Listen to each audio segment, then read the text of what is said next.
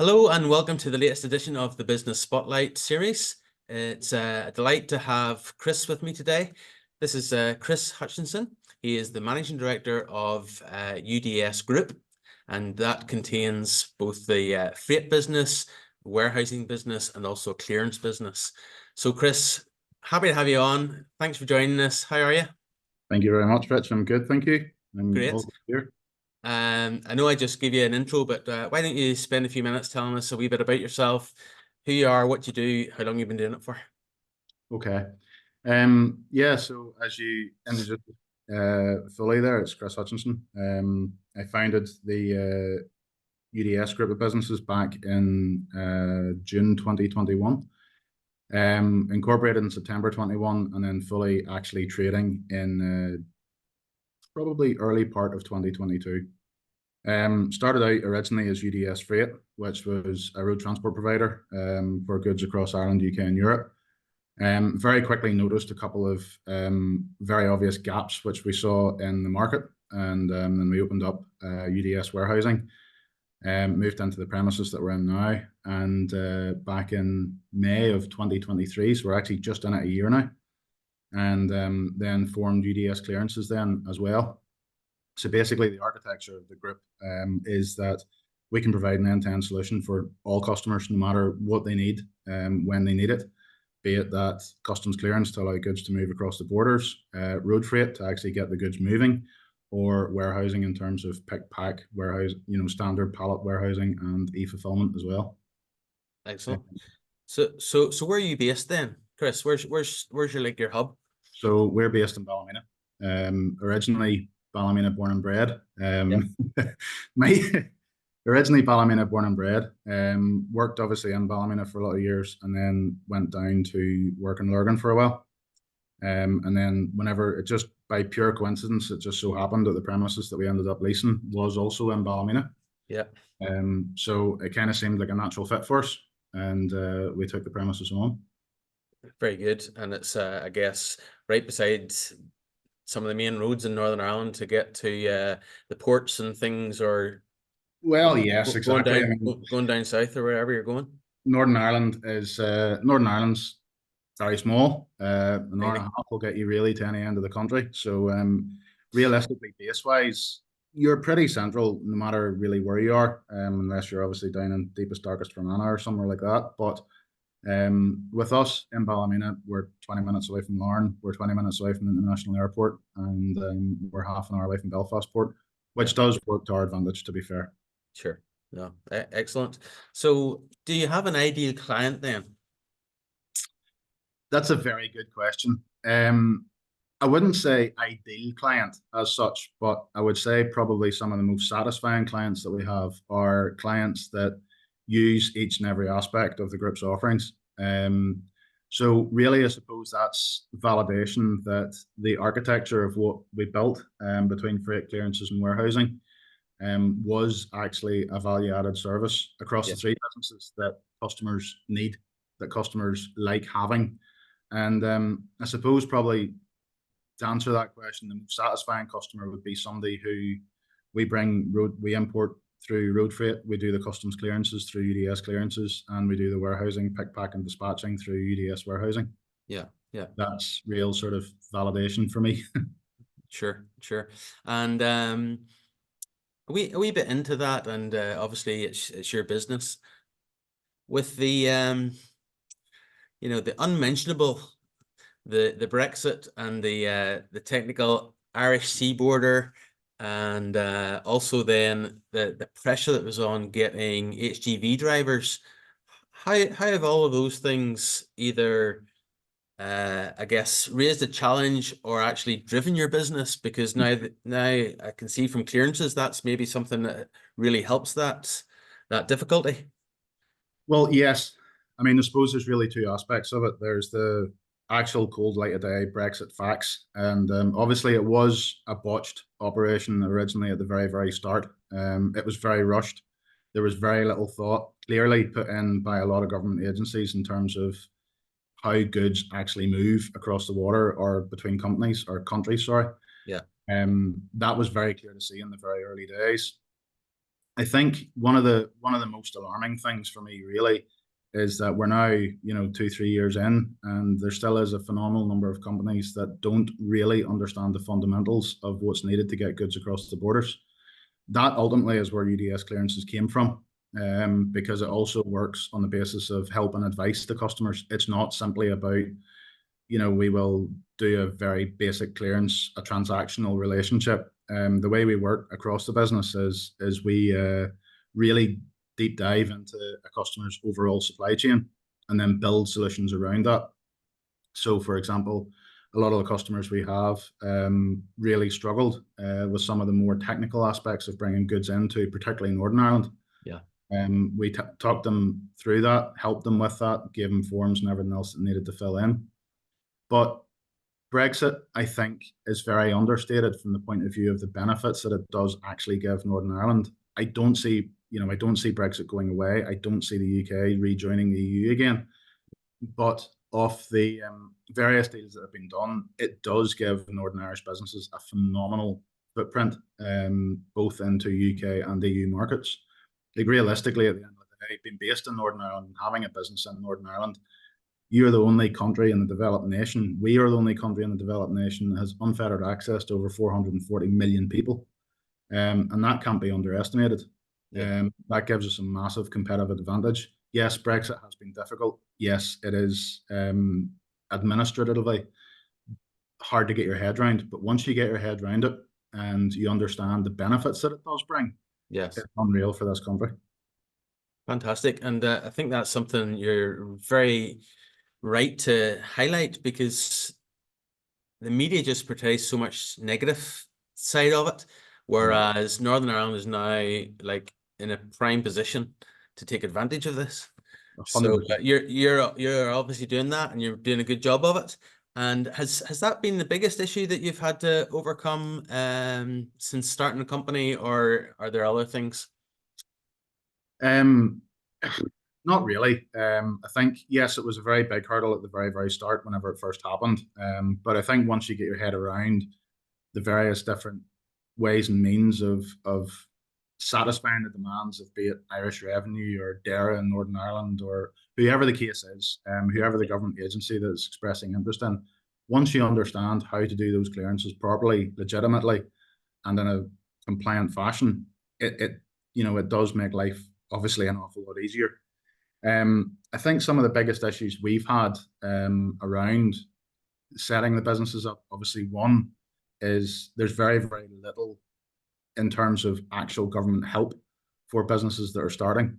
There really is very much, I mean, in truth, as a transport and logistics business, we found absolutely zero help from the likes of Invest NI, which is something you just have to feel your way around. Yes. It is challenging to start a new business. It is challenging to create jobs, and it's challenging to create an income for the economy. And I think that's something that probably surprised me, because there's an awful lot of things out in the media about, go for it, go succeed, and things like that. Yeah. There are some good aids, but in terms of the real tangible benefits, they're quite hard to find. I found anyway, particularly Yeah. within transport and logistics. Yeah. No, that's you're not alone there. I've heard that before. And I know from many years ago, going back nearly 30 years from when I came out of university and started with a small innovative business in Northern Ireland, they had found that journey was very difficult as well. Yeah. So yeah, we could improve there. So obviously you've had some resilience and you've pushed through all of this. You've got a business up and running, it's successful. What have you learned about yourself during that journey? Um, I think the biggest thing for me would be overcoming obstacles that would probably be entirely outside of my control. That's something that you can plan to the nth degree. You can put all forms of fail safes in place, backup plans, processes, structures, everything that you feel is correctly placed in order for your business to operate effectively and efficiently and profitably. Um, I think probably some of the biggest things I've learned about myself is when you have that all kind of packaged together and you think, right, you set this up and in theory it should just run, you do get a lot of setbacks from external factors that you have absolutely no control over.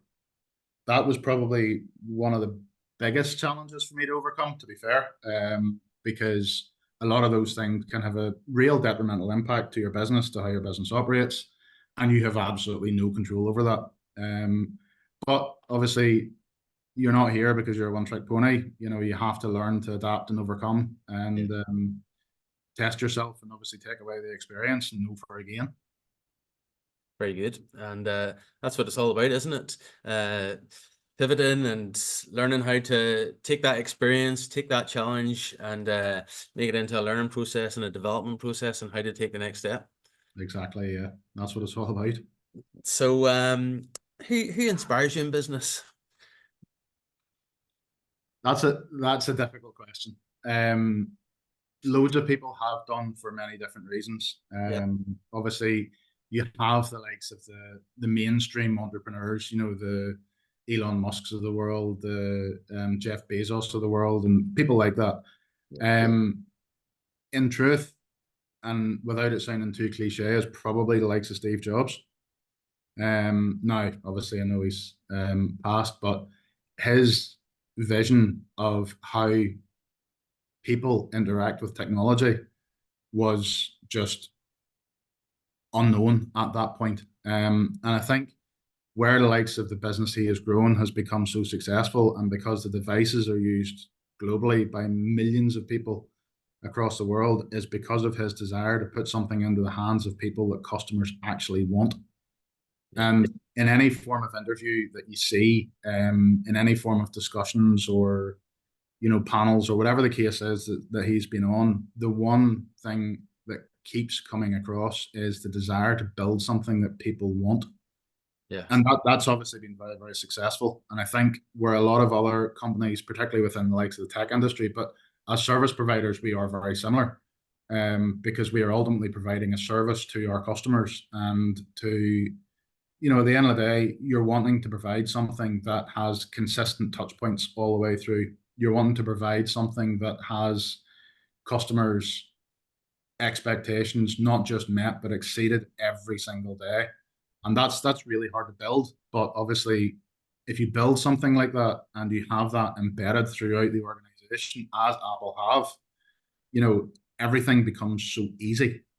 yeah, Because customers find working or dealing with your company or using your products or using your service, in our case, that becomes a natural go-to. And that's what we found, to be fair. And that's where the success of the business has come from, because we have never lost a customer over service. If anything, we have grown with each and every customer that we've ever put in to the business. And that, I think, is testament to both the people who work for us and the experience that customers have of dealing with our business.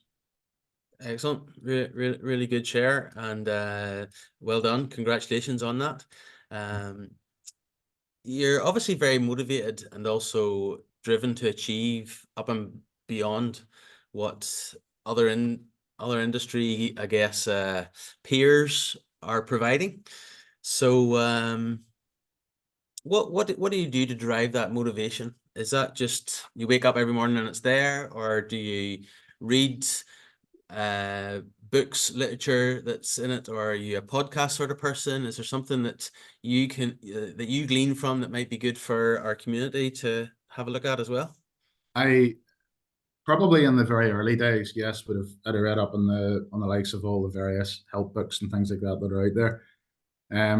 Some of the very early books that I read are, have been beneficial, because they just give you a different insight. Obviously, when you're in your own wee world and you're dealing with loads of different problems that come at you every single day, and you're dealing with, you know, external stakeholders, challenges, things that are put in front of you every day, you can sort of get very insular in your own way of working. And I actually find the likes of podcasts and other likes of management books and things like that. I find the biggest help in them is it gives you another perspective on, well, it might not be exactly the same problem, but this is how person X or person Y or person Z overcame this problem, and this is what their learnings were from that. And I think you can't really get enough of that, to be Yeah, fair. Obviously, running a business can be very lonely, there's a lot of decisions to be made. There's a lot of pressure and expectation on everybody in terms of, the output of that business. Does the business earn enough? Who do you employ? When do you employ them? Can the business afford to employ them? There's loads of things like that that you have to consider, and it can be a lonely place. And I think off the back of that, that's why the likes of podcasts, YouTube channels, and things like that, I found have been a good help, and particularly for me, I would use the likes of, I just occasionally drop into it. It's not a subscribed or really closely followed, but I would dip into and dip out of the likes of Diary of a CEO, Stephen Bartlett. Yeah. Purely because a lot of the guest speakers he has, I find are very relative. Yeah. They started off a business from a piece of file paper and growing it into whatever. And a lot of the things that they would say and a lot of the challenges and things they have on that journey would resonate with what I have going on here. Fantastic. Well done. And yeah, Stephen Bartlett, good go-to. I've dipped in and out of that one myself, but good share. So what does the future look like for yourself, UDS Group, and what would you see as the main challenges moving forward? Well, obviously we're living in a sustainable world. We have to live in a sustainable world.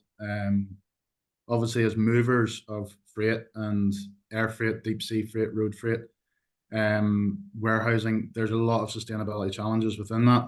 And there's obviously a lot of expectation from both members of the general public, external stakeholders, suppliers, customers, etc., to really push your business into a more sustainable way and have a more sustainable approach.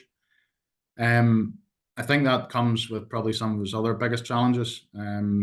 Obviously, in terms of the likes of truck sustainability, whilst absolutely 100%, I think everybody's aligned in the fact that we need to get, heavy industry more sustainable. Yeah. I think we very heavily lack the infrastructure needed to actually be able to do that. Sure. So the likes of long distance trucks, for example, who could be, across the EU or throughout GB or whatever, doing, many distances, maybe 2-3 weeks away at a time. There isn't the infrastructure to support that. Yeah. Yeah. So whilst I think it is improving, I think the pressure between driving and building a sustainable business from stakeholders and the likes of, as I said before, like the likes of your customers, you're hampered to a degree because you don't have that infrastructure behind it to make that possible. Yeah. Yeah. I think one of the other elements in it too is obviously the levels of investment needed. There are certain grants and things like that that are available, to be fair, but they only really touch the surface in terms of the amount of investment actually needed. Yeah. So I would say probably the biggest challenges within our sector certainly is matching the sustainability expectations, having the required backing and investment behind you to be able to do that, but also then externally having the infrastructure there in order to support that. Yeah. Makes a lot of sense, because I can't even imagine how it is for, long haul, but as yet I don't have any sort of electric vehicle or anything like that there, but friends that have just really struggled with the infrastructure, the lack thereof, or even the range that the current cars and vehicles give them. Mm-hmm. And for them, they've just had to learn a completely different way of driving. Yeah. No longer do you jump in the car in Ballymena, for example, down to Larne or Belfast, across in the boat, and right down to the bottom of the south of England on one tank. Yep. It's just doesn't happen. Yeah, it just doesn't happen. So really good points to raise there. Wish you all the very best for getting over those challenges. Thank you. And I know sometimes you might feel like your hands are tied, what input or effect can you have on the infrastructure? Yep. But yeah, wish you every success in that. So Chris, what would you say to anybody who is thinking of going into business for themselves?